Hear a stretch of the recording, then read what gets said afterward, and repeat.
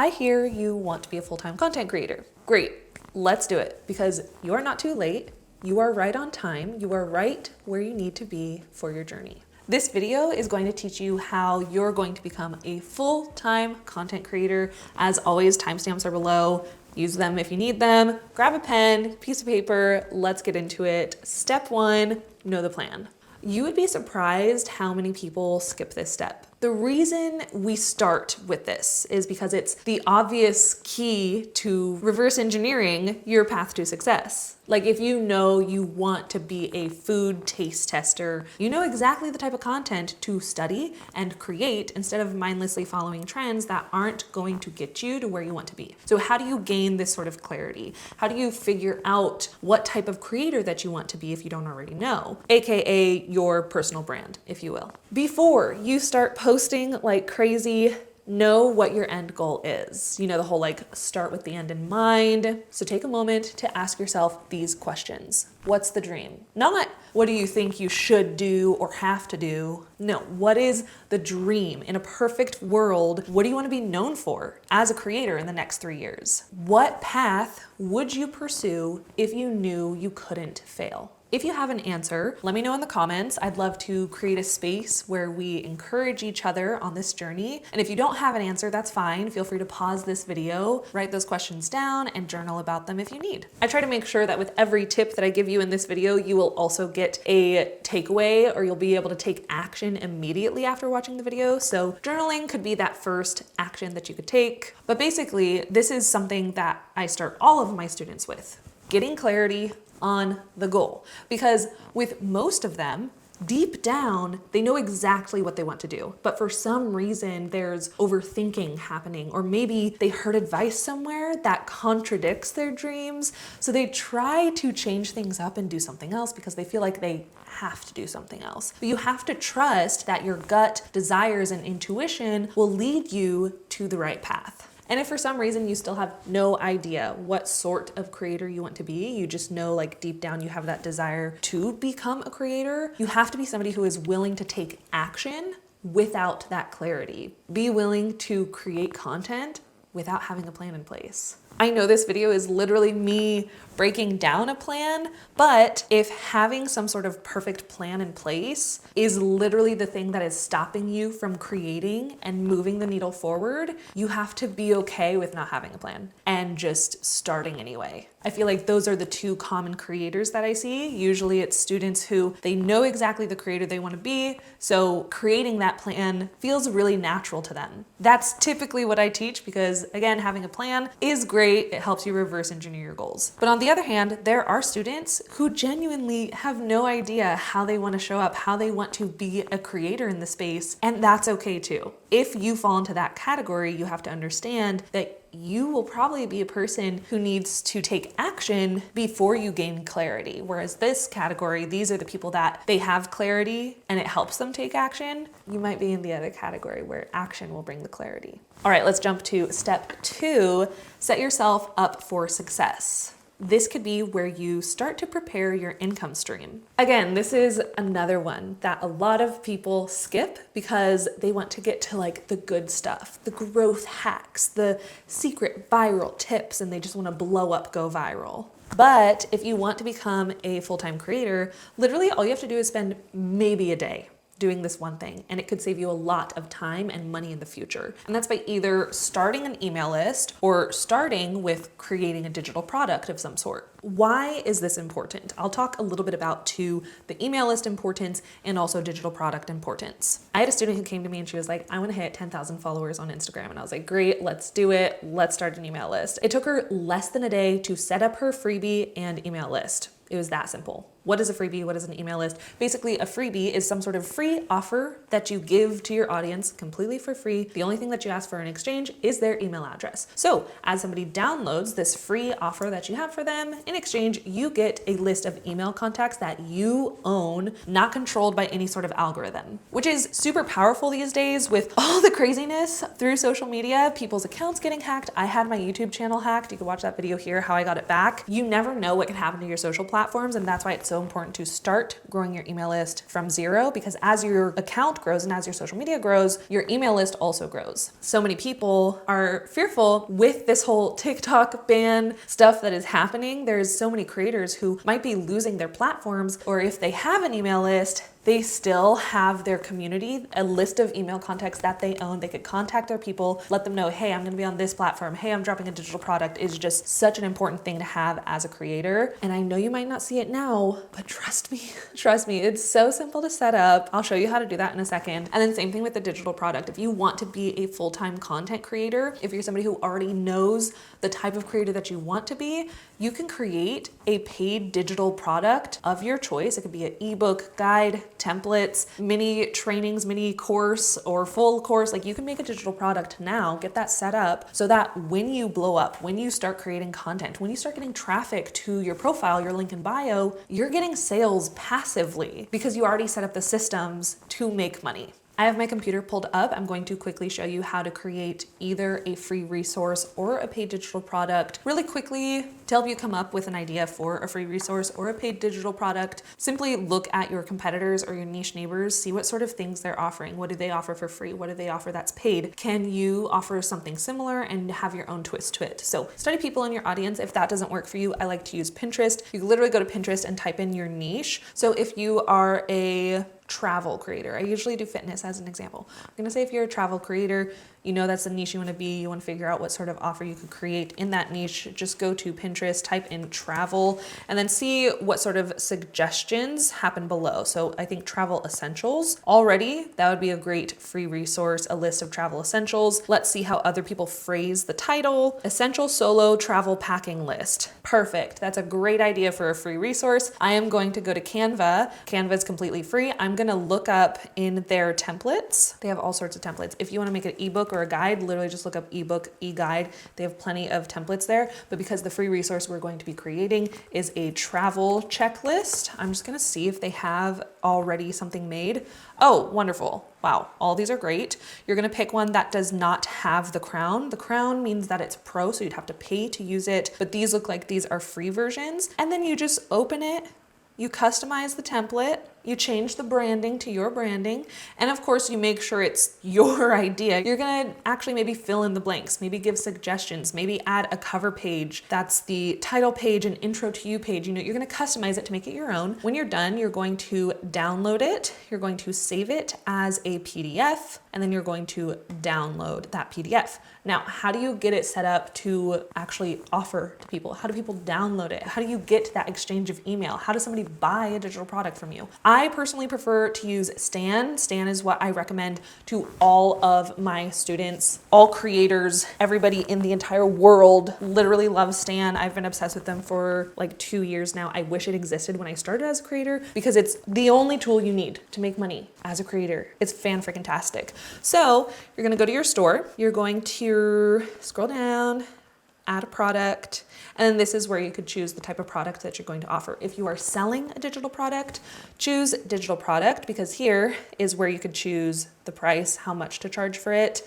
If you are not selling and it's a free resource, then what you're going to choose is collect emails applications. So this is where you could change the cover image, the title of your free resource, and under product, this is where you'll drop your file, publish, boom shakalaka. Literally took you less than a day to create a product and upload it to a really low tech place for you to offer it to your audience. This video is sponsored by Stan, but I genuinely don't think I have to say much about them. I feel like their product sells itself. And as a creator, if you saw that screen recording, you're like, oh my gosh, that's awesome, that's so valuable, then definitely use them. I'll leave a link down below where you can set up your Stan store. That is all I'll say because their product speaks for itself, period. Now I know I did go over those steps a little bit faster. That's because I'm trying to get through all the steps to become a full-time creator. So if you want something a little bit more slow paced to show you like how to properly create, market, and sell a digital product, I'll leave a link to this video here. It is a more in-depth tutorial that teaches you all the steps that I breezed right over. So obviously this is a great step to do if you already have an idea of the type of creator that you want to be. And if you don't, and you're like, I don't even know my niche, how am I gonna pick a product? That's fine. Skip this step if you really need to. Again, I don't want perfectionism mindset to stop you from moving the needle forward.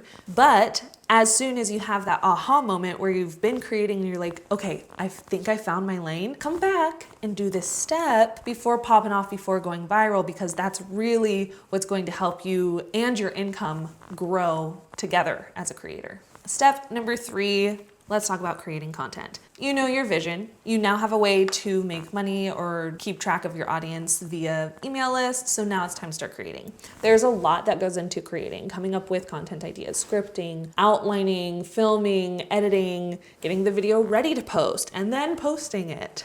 So I just want to quickly, in my own rapid fire, probably I yap a lot, so we'll see how rapid fire this is. Some of my biggest tips for creators who are looking to go full-time. Let's start with ideation. When it comes to trying to come up with content ideas, there are so many ways to come up with different content ideas, but you have to understand that different posts will provide a different purpose. And if you want to grow, you need to focus on creating growth content.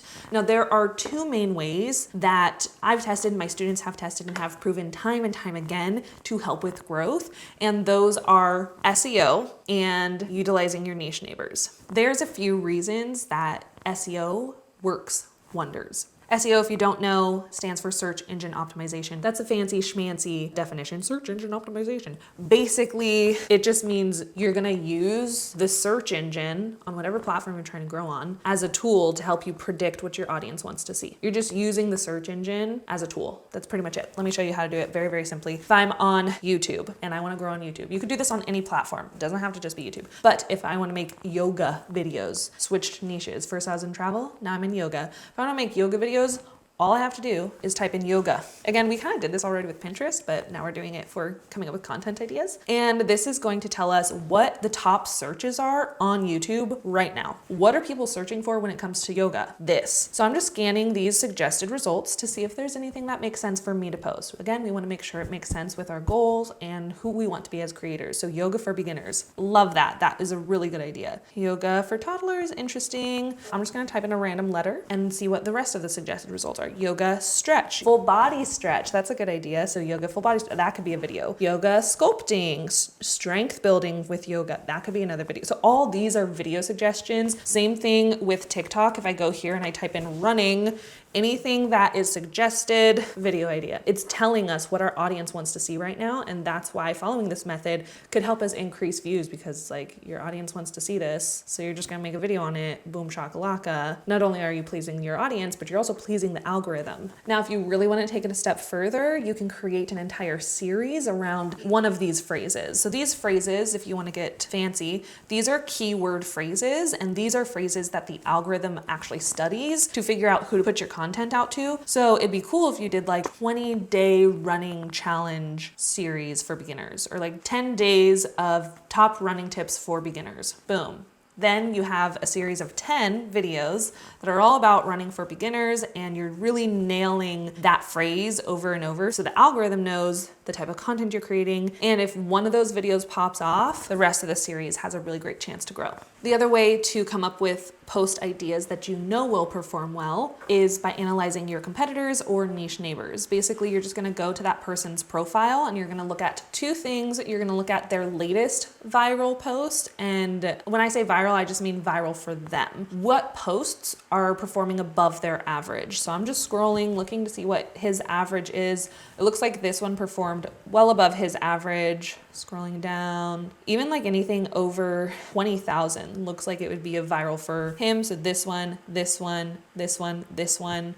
This one's pretty close. So I'm going to study those videos. I'm going to figure out, why did they blow up? Was it the topic? Was it the hook? How it was filmed? Let me see his caption. What is he talking about? How to breathe while running. So maybe I want to create a video similar, giving tips for how to breathe while running. This one obviously worked well because he's also running at the beginning, hooking people into the video. How to start running. That's a great one for beginners. So just look at your competitors, see what is performing well recently for them. Second thing that you could look at is sort by popular. You could do this on TikTok and YouTube. This filter is not available on Instagram, I don't think. So you just have to stalk the person and see what is like their most viral videos. And based off of their most popular ones, I would try to adapt my own strategy to a recent popular one. If it was popular and this is like a 10-year-old video or like a 5-year-old video, okay, it's within the past year. This could be something that I would want to lean into, try to recreate on my own. When it comes to filming, let's talk about gear first and then strategy. For gear, you really don't need anything fancy.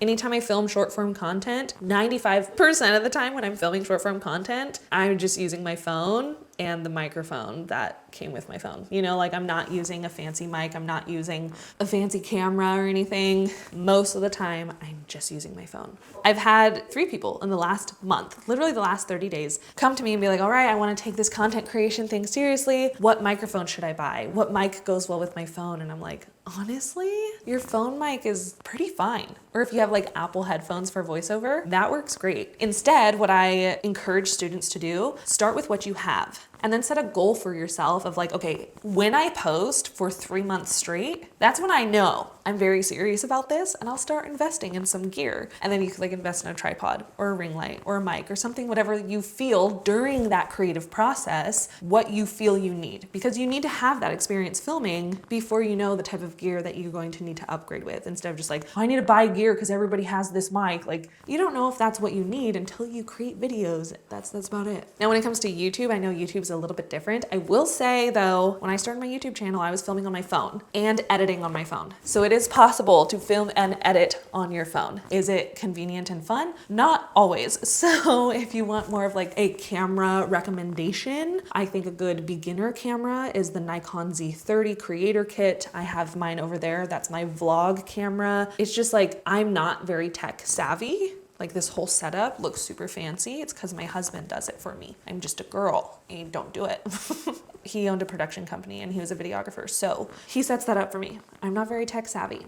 Nikon Z30 Creator Kit is like such a low intimidation camera. I love it as somebody who's not tech savvy. Now, if you want something that's a little more professional looking, my Sony camera is what I film all of my main channel videos on. So my Sony, I love her. She's so beautiful. Sony ZV-E10, I believe. I have it in white, and I'll link all my YouTube gear recommendations down below. I have like the Amazon storefront, so I'll link all the YouTube gear that I use and also all the phone gear that I use. So I'll link that below. We talked gear for filming. Let's talk strategy for filming.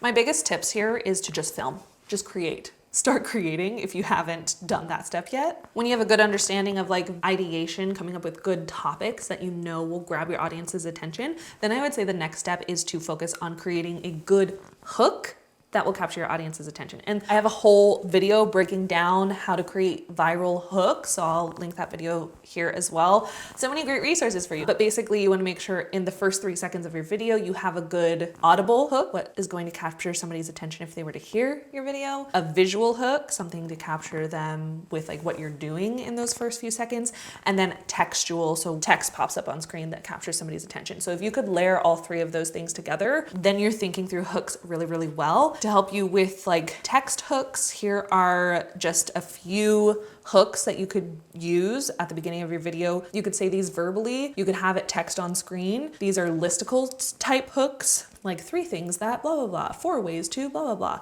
So you just fill in the X with the number and then fill in the blank with whatever it is you're gonna post about. Here are some visual hooks, ways to capture somebody's attention visually, what you're doing physically in those first few seconds. And again, you're layering all of these at the same time. So while you say that verbal hook, you're also doing the visual hook. Now, before we get into editing, I know I need to speed things up here. I just want to say if you've learned something new so far, be sure to give this video a thumbs up. And if you've learned 2 new things by the end of the video, consider subscribing. It's a free way to support my channel and encourages me to continue to make educational content like this for all of you and continue teaching content creators how to grow and make money being creators. And if you feel like something was missing from this video, something you wanted me to go deeper into, let me know in the comments and I'd be more than happy to fill in any gaps that I may have left with this video. When it comes to editing, I love using CapCut. It is completely free. It works on phone and desktop, so you could use it for short form content. You could also use it when editing YouTube videos. That is main resource that I'll just plug there. When it comes to editing styles, just study your industry and figure out what works well in your industry. You will find your editing style over time. It just takes practice. So the more you create, the more comfortable you'll become editing, and the more you'll figure out what your unique style of editing is. Posting, let's get some tips for posting. Start with one platform. I know that's controversial. Start with one platform because all the algorithms, they are similar,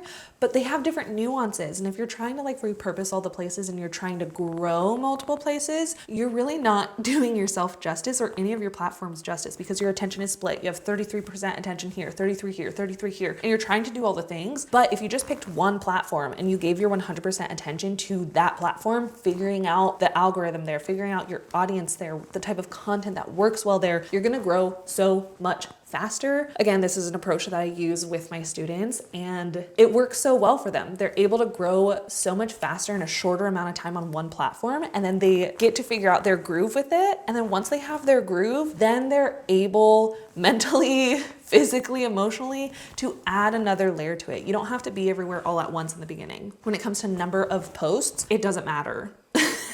Obviously, the more you post, the more you grow, right? But my goal as a coach is always to make sure you're not getting burnt out and setting yourself up for like a realistic posting schedule, because if you want to be a full-time creator, you got to do this full time. You're doing this all day, every day, day in, day out. You know what I mean? So find a consistency that works for you, not comparing yourself to other people on the internet. For me, posting on Instagram, I do 3 times a week. That works for me. One of my competitors posts like 2-3 times a day, Monday through Monday. You know what I mean? And I can't compare myself to their posting strategy, their posting cadence, because they have a different lifestyle than me. They're a completely different person than me, completely different makeup of energy than me, and 3 times a week works well for my capacity. That's all I can do, and that's okay. The more you go through the process of ideation, filming, editing, posting over and over and over, the more skilled and experienced you become as a content creator. So just keep going through those motions. Now, I feel like I'm breezing through a lot of these steps really fast. So if you want a like step-by-step version of this video for how to become a full-time content creator in 12 months or less, I have a downloadable ebook that I will link down below for you. It's only $1 with over 30 pages of goodness. It breaks down every step for you to take. It's interactive, so you can fill in the blanks. There's other resources linked. So if a step is like start an email list, there's a link to a YouTube video training teaching you step-by-step how to do that. This is just some of the feedback of people who have downloaded it so far, and this is what they've said about it. So if you don't want to keep coming back to this video every 2 weeks, just grab the guide. This is something you could save to your computer, print out, keep referencing back to. 12-month creator plan. I'll leave it linked below. Step 4, maintaining longevity. My goal as a coach, like I said before, is to help you build a creator career that's sustainable, not to help you create a one-hit wonder viral video and then never see results from it. That's why longevity is so important. Becoming a full-time content creator is not a traditional job. It's harder to clock in and clock out mentally when documenting your life and living your life happen simultaneously. So if you want to be a content creator, you'll have to learn how to adapt content creation into your day-to-day life in a way that brings you joy and doesn't burn you out. Longevity and sustainability is the goal. Your favorite creators have figured out how to incorporate content creation into their day-to-day lifestyle already in a way that allows them to show up consistently and also ideally enjoy their life. The reality is, becoming a full-time content creator, there will be times where you feel unmotivated, just like with any goal. You want to get fit, you start a New Year's resolution. Those first few days, few weeks, maybe you're on this high and you're doing it, and then the motivation dips and you're like, I think I'm good. Like, that happens pursuing being a content creator too. We all go through that dip where after that initial excitement fades, the reality of everything else hits, and maybe you're grinding, you're not seeing progress. So maybe you're feeling unmotivated, just like, okay, I'm putting in all this work and I feel like nothing is happening. That is the dip. dip, and getting through that dip is the key. Getting through that phase is the secret shortcut to success. You just have to keep powering through that, and the success is on the other side. There will also be times where you're posting and things just aren't working, and in order to maintain longevity, you have to change up your strategy. You have to be willing to pivot and try new things. So not only do you have to okay, I'm gonna keep grinding, but you also have to be evaluating your grind, asking yourself, have I been doing just the same thing over and over and over and over and over? That's why I'm not seeing results and I need to pivot. That's actually a very common reason when I audit my students' Instagram accounts. A common reason they're not seeing growth is because they've been doing the same thing over and over and over. And I'm like, you haven't changed up your strategy at all. You haven't explored all the other types of videos out there. For example, one gal was only doing B-roll type videos where there's just a little video playing in the background with some motivational text on screen, trending audio, 5 seconds long, that's it. That was the only style of video that she was creating for months. And she's like, I don't know why I'm not growing. And I'm like, well, have you tried any other types of videos? Have you tried talking to the camera? Have you tried lip syncing? Have you tried using the Instagram templates? What else have you tried? And she hadn't tried anything else. And being a creator this year and even moving forward, it is so important to be flexible, adaptable, and curious about your own strategy and asking yourself, do I need to tweak things? Do I need to improve things? What needs to change? How am I doing? All of that. Now, my final step for you is to watch this video next because YouTube thinks you'll like it. Or you could simply go to my channel, type in any phrase you want into my channel search to find a specific video that you're looking for, because I have almost 500 videos there, all teaching you how to be a successful content creator. So I'm very sure there are plenty of resources. Thank you so much for watching. I will see you in the next one. Follow your joy. Bye.